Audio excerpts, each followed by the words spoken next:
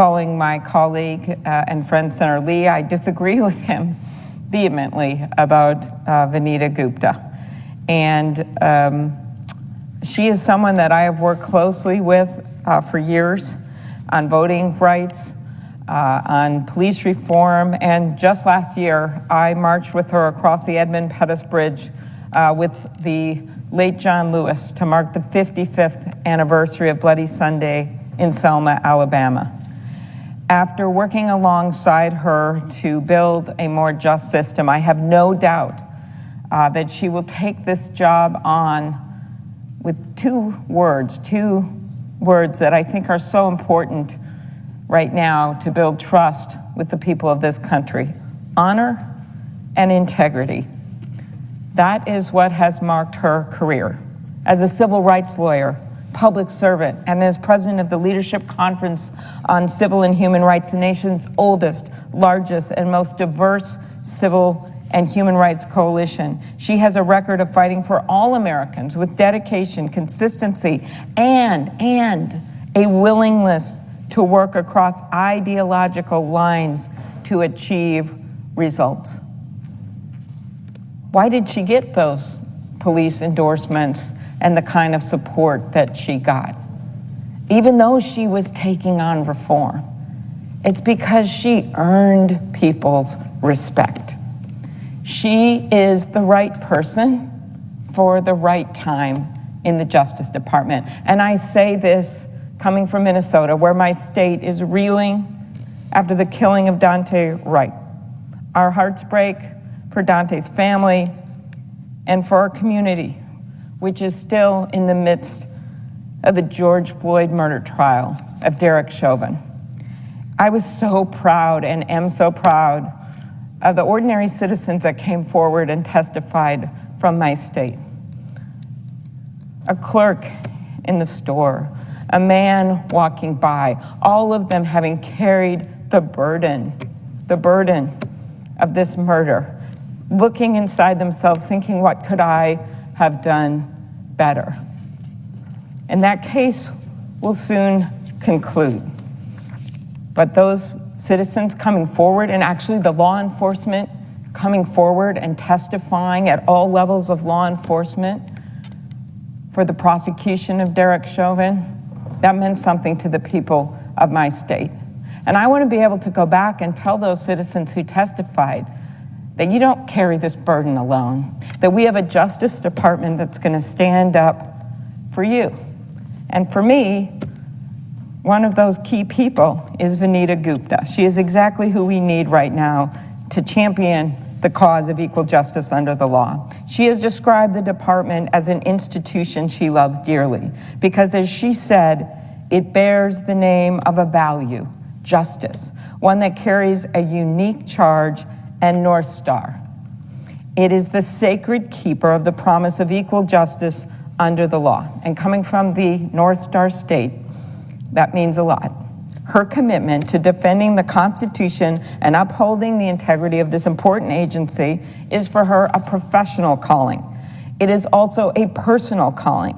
As she has described, she inherited from her parents who came to this country a belief in the promise of America, one that carries with it a personal responsibility to make this country better for everyone.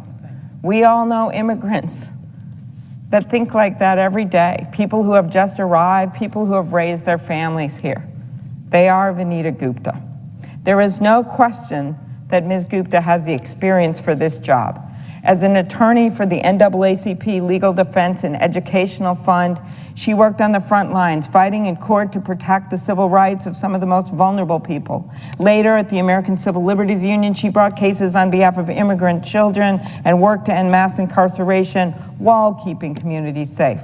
While serving as our country's chief civil rights prosecutor at the Department of Justice during the Obama administration, she led critical work on criminal justice reform, prosecuting hate crimes and human trafficking, defending the right to vote, and protecting the rights of the LGBTQ community and those with disabilities. Ms. Gupta's depth of experience at the Department of Justice and her years as a civil rights attorney make her eminently qualified to serve as Associate Attorney General.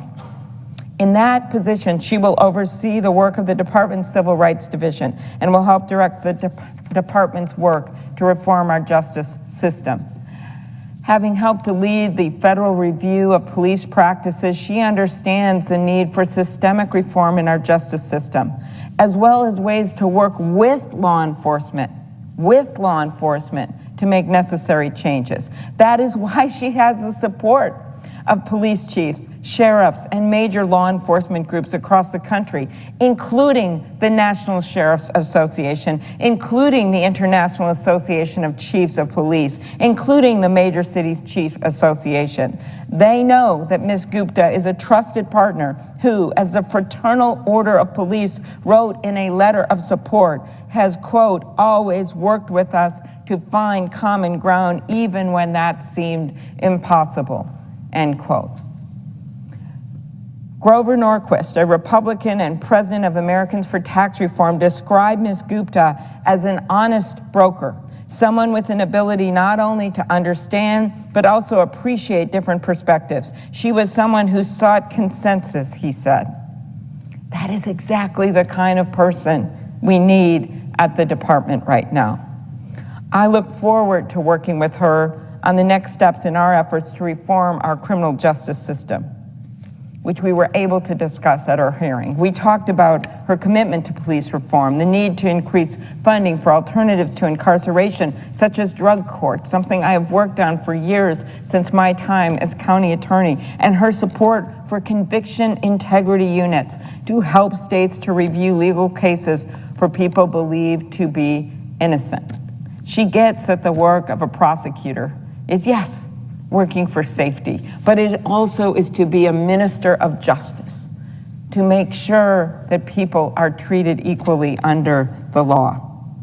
I also have talked to Ms. Gupta about the urgent need to finally reauthorize the Violence Against Women Act, which I hope my colleagues and I will work to pass and get to President Biden's desk.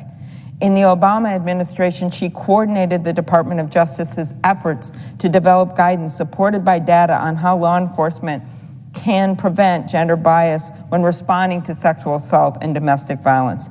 At her hearing, she affirmed the important role that the department has in protecting victims of domestic violence, and I look forward to working with her on these issues. As chair of the subcommittee on competition policy, antitrust, and consumer rights, I'm also pleased that Ms. Gupta committed to make vigorous antitrust enforcement a priority. I think there's agreement from both sides of the aisle that robust competition is essential to protect consumers, workers, businesses large and small. I'm confident that Ms. Gupta will lead the department's efforts to confront monopoly power and restore competitive markets, along with Lisa Monaco, and along with, of course, the Attorney General himself, Merrick Garland. Ms. Gupta's history as a champion of civil rights and record as a consensus builder makes her, as I said, the right person at the right time. She has the backing of more than 220 national civil and human rights organizations, including the ACLU, the NAACP, and the Human Rights Campaign. She has, as I said, the support from law enforcement and from former Department of Justice leaders from both parties. She is a person who works to bring people together to get big things done. And that's what we need right now. Someone who sees that vision, but also understands that the way you get to justice is by doing things step by step by step and bringing people with you as you march along. We need to do more than restore what has been undermined or lost. We need the courage of leadership to preserve and strengthen our democracy by protecting the rule of law.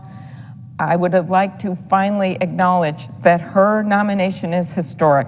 In addition to Ms. Gupta's years of experience, dedication to justice, and support from across the ideological spectrum, she will be the first civil rights lawyer and the first woman of color to serve as Associate Attorney General.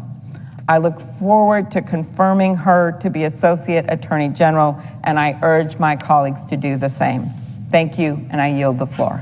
Mr. President, The Senate